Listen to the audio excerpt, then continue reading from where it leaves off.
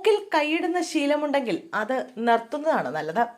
നിരവധി നല്ല ശീലങ്ങളും മോശം ശീലങ്ങളുമുള്ളവരാണ് നമ്മൾ മനുഷ്യർ.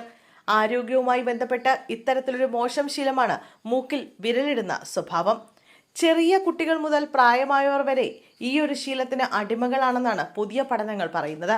ചെറിയ കുട്ടികളായിരിക്കുമ്പോൾ തന്നെ ഈ ശീലം മാറ്റിയെടുക്കാൻ നമ്മുടെ രക്ഷിതാക്കൾ ശ്രമിക്കാറുണ്ട്. ഇതിന്റെ പേരിൽ ഒരുപാട് തല്ല് കിട്ടിയാലും ശീലം മാറ്റാത്ത കുട്ടികളും നിരവധിയാണ്.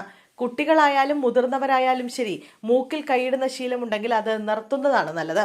കാരണം ആരോഗ്യ വിദഗ്ധർ പറയുന്നത് ഈ ശീലം നിങ്ങൾക്ക് മരണം വരെ സംഭവിക്കാൻ സാധ്യതയുള്ള രോഗത്തിലേക്ക് നയിക്കുമെന്നാണ് പറയുന്നത്.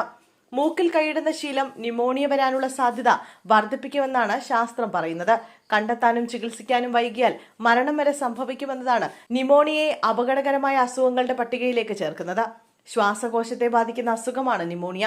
ഇത് പരത്തുന്നത് ന്യൂമോകോക്കസ് എന്ന ബാക്ടീരിയയാണ്. ചുമ, തുമ്മൽ എന്നിവയിലൂടെയും ഒപ്പം രോഗം ബാധിച്ചവരിലൂടെയും വായുവിൽ കൂടിയും പകരുന്ന അസുഖമാണ് ന്യൂമോണിയ.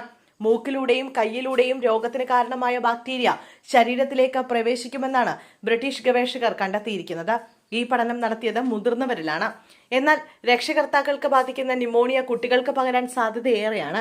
അതോടൊപ്പം തന്നെ കുട്ടികളുടെ കളിപ്പാട്ടങ്ങൾ, അവ സൂക്ഷിക്കുന്ന സ്ഥലങ്ങൾ എന്നിവയുടെ വൃത്തിയും വളരെ പ്രധാനപ്പെട്ടതാണ്. കുട്ടികളായാലും മുതിർന്നവരായാലും കൈവിരലുകളുടെ വൃത്തി വളരെയധികം ശ്രദ്ധിക്കേണ്ട കാര്യമാണെന്നും ഗവേഷകർ പറയുന്നു. അതുകൊണ്ട് തന്നെ നമ്മൾ നിസ്സാരമെന്ന് കരുതുന്ന ഈ ശീലം ശ്രദ്ധിക്കേണ്ടതും വളരെ വേഗം തന്നെ ഒഴിവാക്കേണ്ടതുമാണ്.